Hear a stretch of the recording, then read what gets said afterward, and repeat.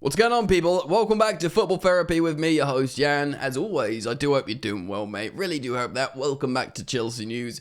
In today's video, we are discussing a few things. The Athletic has done a piece on Dean Howson, of course, the Bournemouth centre-back that everybody wants, including Chelsea, and Liam Twomey's done a segment on why he could fit really well at Chelsea. We're looking a little bit on the boot room about Mark Guehi. Apparently, Chelsea could exchange some players for him. Chelsea lead the race / won the race for Liam Delap. Of course, the much coveted and maybe not so sexy signing in terms of high-profile names, but could fit Chelsea wonderfully. What else we got here? We got Andre Santos going nowhere, which is great news for us Chelsea fans. And Tutto Sport in Italy saying Chelsea want 50 million euros for Renato Veiga. Whoa there. We just bought the guy for 11 odd million, so 11 million pounds thereabouts.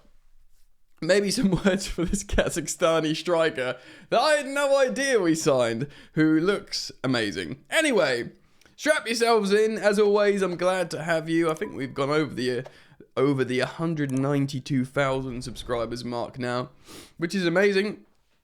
Thank you so much for all your support, and everyone, of course, is welcome to subscribe. So thank you for liking and subscribing. Let's get into it then. Just really quickly, I want to mention this kid. We saw in a world where Chelsea are constantly signing teenagers, Esteval Williams, Kendry Paez's, Mike Penders, the latest Giovanni Kender, the winger. Lots of people. There is a 16-year-old Kazakhstani striker that some of you may have missed. I think I heard it, but I probably blocked it out due to just trauma of Chelsea signing teenagers all the time. Dasten Satpayev?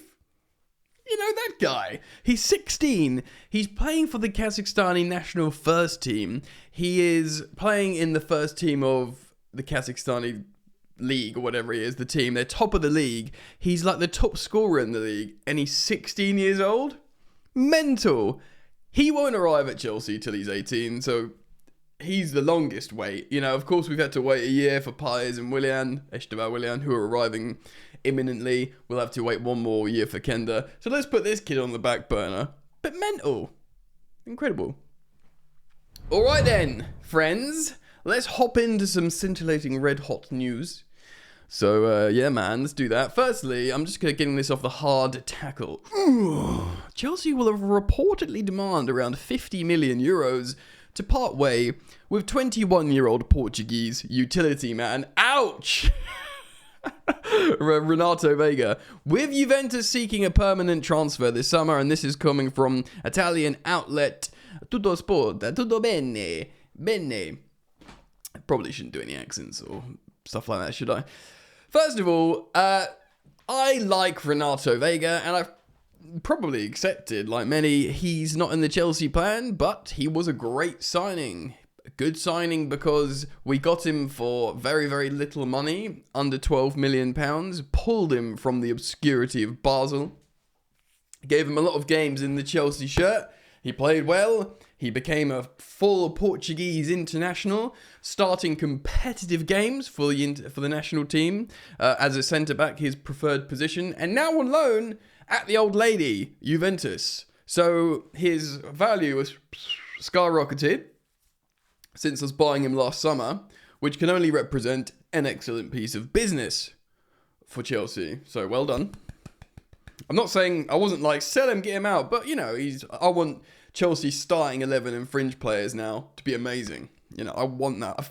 We've waited so long. Let's just get a really good team. Renato could be amazing. Excuse me. Hay fever is wild out here in the sticks. Yeah, Renato could be amazing. So, I dig it. But, we're going to at least treble our money on him. Double, treble. I think 50 million euros is a little bit like Chelsea saying to Bayern Munich in January, oh, you want to sign Nkunku? 70 million quid. I know we bought him for 50 million 2 years ago, and for multitude of reasons it's been a catastrophe, but we've decided to slap 20 million quid extra on. So these Chelsea man, they are let's say they were a little bit ambitious. I think 50 million euros, what's that, 42 million pounds is ambitious. I think maybe 30 million because he's a Portuguese international. But let me just clear my throat. For all you sufferers of hay fever out there, my heart goes out to you. Yeah, I don't know. I think 50 million's mental. Let me know what you think. Renato Veiga to Juventus. It should be a great piece of business if we could sell him. That will, be a lovely one on the books. But let me know what you think. Let's move on. All right, mate. So, first of all, Andre Santos. I would just like to say there was all this, because he was basically quite vague when interviewed for Strasbourg. He doesn't know what's going to happen. His agents, his businessmen are going to do all the talking. He's not going to stay at Strasbourg. He should absolutely not going to go on a loan anywhere else, which makes people think, speaking of flipping for a profit, I think we bought Andre Santos for like less than £20 million. He'll be worth, again, treble that now. So people will be twitchy, with these Chelsea owners just constantly wanting to flip players. By the way, I don't have anything against making money with a portfolio of a squad, provided you have a core Chelsea team that are untouchables, and then, yeah, great, fine, make money with transfers. And if one's really good, bring them in the first team. It just gives you an option to have like, oh, look at all these players I've got. He's really good. Go in the Chelsea team. In theory, I've got no problem with it at all. Fine. But, Santos is far too good to even consider, in my humble opinion. Although Kieran Gill of the Daily Mail is suggesting that rumours of her sale are wide of the mark. It seems impossible he is anywhere other than Stamford Bridge next season. Collective sigh of relief together. Should we do it? Okay. That's good. We'll end with defenders, but we'll talk about a little bit about strikers. Of course, what's going on here? Get rid of that. Liam Delap on the Mirror. I won't share the screen here because it's riddled with ads, and YouTube will slap me on the wrist. The Mirror. Is it John Cross? Is it Crossy? Crossy? A little bit of John Cross. Chelsea are emerging as red hot favourites. Ooh, lovely unwanted transition there.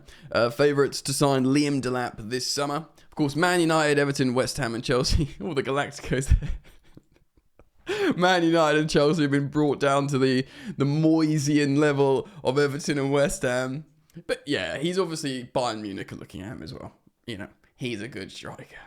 For the highly rated 22-year-old. But Chelsea's trump card could yet be manager Enzo Maresca, who worked, of course, at Man City. He coached Liam Delap. He knows him well, and of course he played with Cole Palmer, yada yada yada. This is stuff we've spoken about before. Delap is particularly appealing because he's represented England at under 21. He scored 12 goals for Ipswich since they were promoted. He scored over a third of their goals. And of course, he's going to be 30 million quid, so it'd represent excellent value. Because I don't want to go too early here, yeah? And forgive me if you think this is needless hype. He could go elsewhere. I don't care. Chelsea need a striker, yeah? All I care about is we sign a proper centre forward. I don't really, not massively gassed on Seshko, and neither are you guys, because he comes from RB Leipzig, and we've just got, Nkunku and Werner trauma.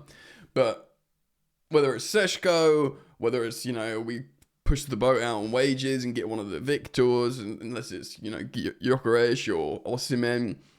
Who else? Another striker. Oh, Hugo Ekitike, I think would be exciting, but he's kind of like the sort of young, potentially, guy as well. Bring me a striker. Maybe we go back in for Samu Omorodion, who I believe is still scoring a lot of goals. The last time I checked, he was ripping up in Portugal. So, fine. As long as we get a striker, I'm happy. What I was going to say is, I do think Liam Delap is the heir to Harry Kane for England. I said it, baby. And you think... Well, it is obviously not the likes of Tony. He's gone. He's chased the bag. He's gone to Saudi. And then who have you got? You've got Watkins, Solanke. Am I missing anyone obvious here? Because who's Zenketia in England International? Let me just double check this. Well, I've Googled English strikers and I've got the likes of Michael Owen, Jimmy Greaves coming up.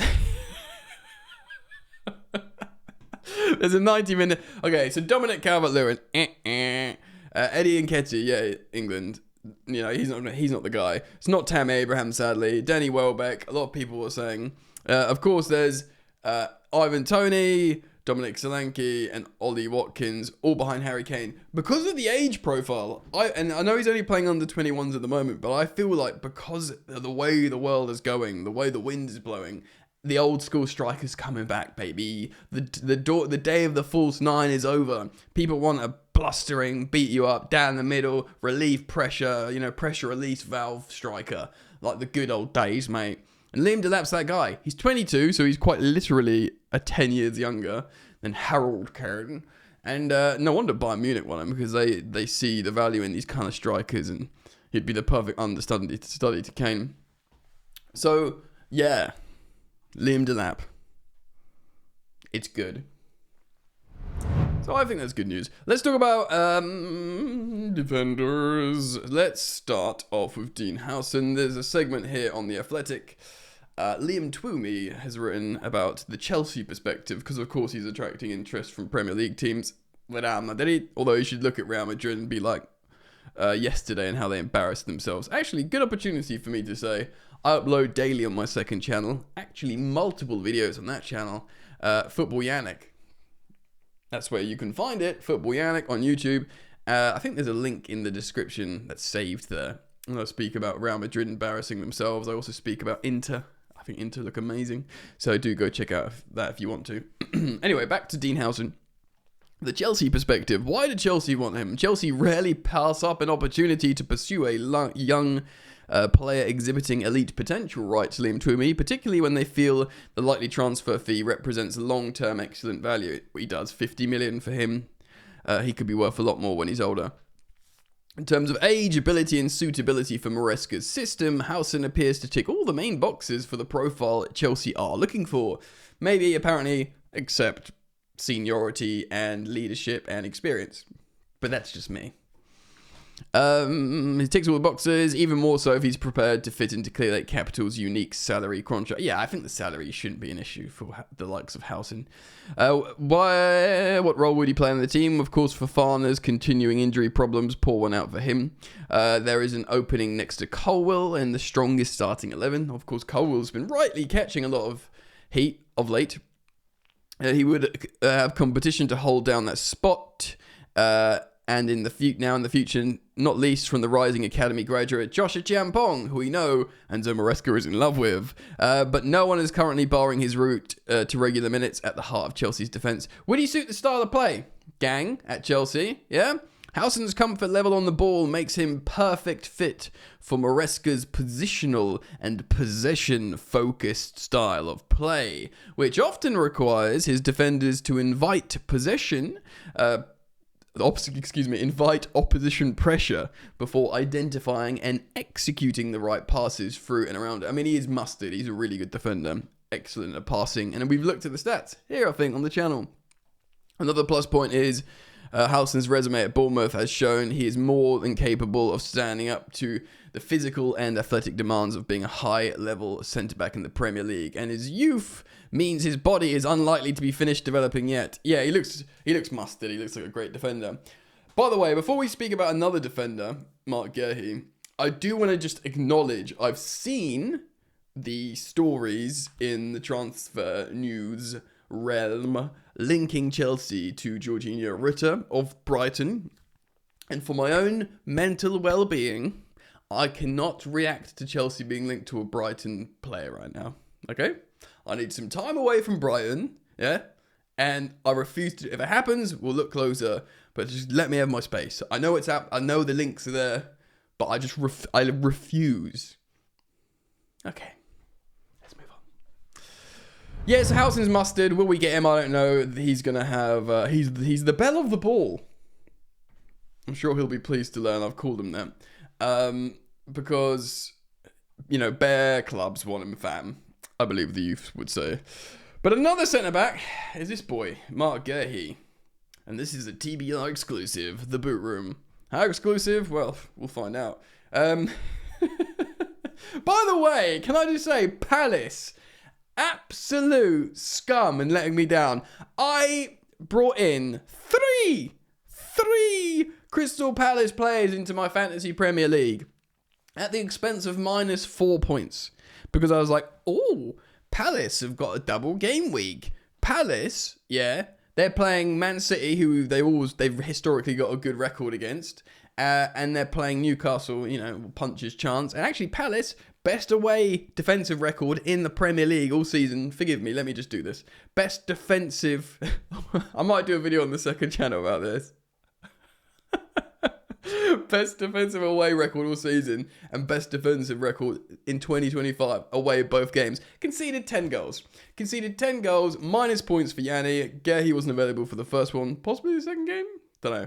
Anyway, you've let me down, you muggy little Eagles. Right, let's talk about Mark Gehi. So this is from Jamie Brown. The boot room. Football understands that Chelsea may consider selling centre-back duo Chalobah and Tosin to help aid move for Gehi. Well, we know... I'm going to read this and give you my thoughts, okay? Liverpool and Chelsea are favourites to sign Gehi. It makes sense. Now they've signed Van Dijk down to 2 years. They bring in a successor, long-term successor. Mark Gehi would be perfect for Liverpool. So let's hope that doesn't happen.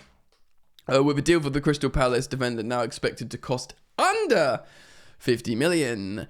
So Huijsen for 50, Gehi for under. And Gehi brings leadership and experience because he's 25 now, which is like an old age pensioner for Chelsea.